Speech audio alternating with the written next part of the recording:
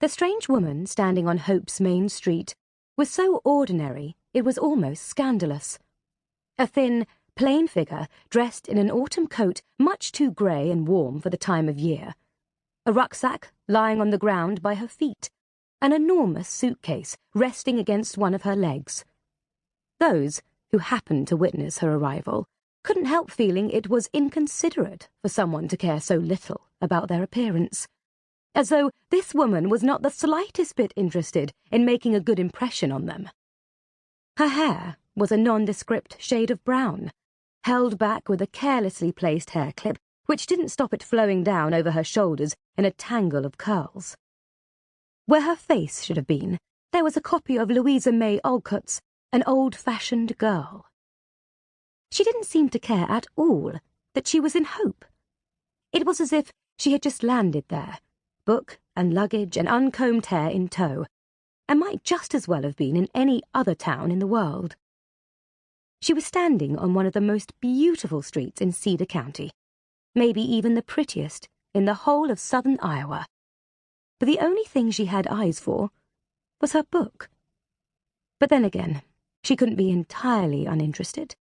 Every now and again a pair of big grey eyes peeped up over the edge of the book, like a prairie dog sticking its head up to check whether the coast was clear. She would lower the book further and look sharply to the left, then swing her gaze as far to the right as she could without moving her head. Then she would raise the book and sink back into the story again. In actual fact, Sara had taken in almost every detail of the street. She would have been able to describe how the last of the afternoon sun was gleaming on the polished SUVs, how even the treetops seemed neat and well organized, and how the hair salon 50 meters away had a sign made from laminated plastic in patriotic red, white, and blue stripes.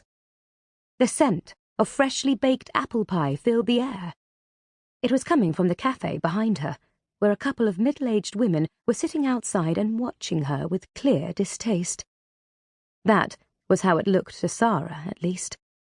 Every time she glanced up from her book, they frowned and shook their heads slightly, as though she was breaking some unwritten rule of etiquette by reading on the street. She took out her phone and redialed. It rang 9 times before she hung up. So, Amy Harris was a bit late. Surely there would be a perfectly reasonable explanation.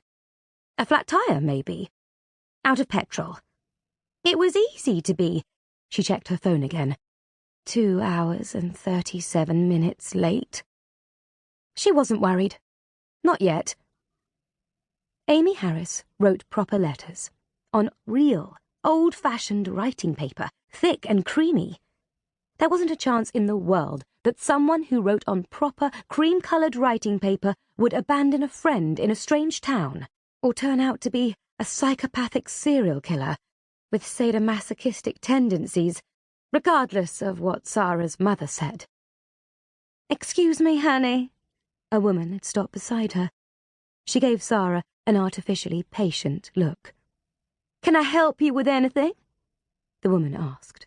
A brown paper bag full of food was resting on her hip, a can of Campbell's tomato soup teetering perilously close to the edge. "No, thank you," said Sara. "I'm waiting for someone." "Sure." The woman's tone was amused and indulgent. The women sitting outside the cafe were following the whole conversation with interest. "First time in Hope?" "I'm on my way to Broken Wheel." Maybe it was just Sara's imagination, but the woman didn't seem at all satisfied with that answer. The can of soup wobbled dangerously. After a moment, the woman said, "It's not much of a town, I'm afraid, Broken Wheel. Do you know someone there?" "I'm going to stay with Amy Harris." Silence. "I'm sure she's on her way," said Sara. "Seems like you've been abandoned here, honey." The woman looked expectantly at Sara.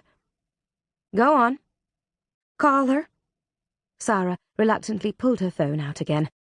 When the strange woman pressed up against Sara's ear to listen to the ringing tone, she had to stop herself from shrinking back. Doesn't seem to me like she's going to answer. Sara put the phone back in her pocket, and the woman moved away a little. What are you planning on doing there? Have a holiday. I'm going to rent a room. And now you've been abandoned here. That's a good start. I hope you didn't pay in advance. The woman shifted the paper bag over to her other arm and clicked her fingers in the direction of the seats outside the cafe. Hank, she said loudly to the only man sitting there, give this girl here a ride to Broken Wheel, okay? I haven't finished my coffee. So, take it with you then. The man grunted, but got obediently to his feet and disappeared into the cafe.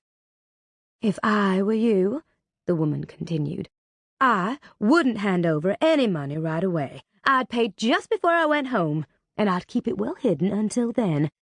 She nodded so violently that the can of tomato soup teetered worryingly again.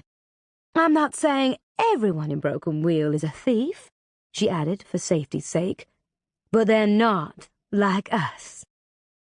Hank came back with his coffee in a paper cup, and Sara's suitcase and rucksack were thrown onto the back seat of his car. Sara herself was guided carefully but firmly to the front seat. Go on, give her a ride over, Hank, said the woman, hitting the roof of the car twice with her free hand. She leaned towards the open window.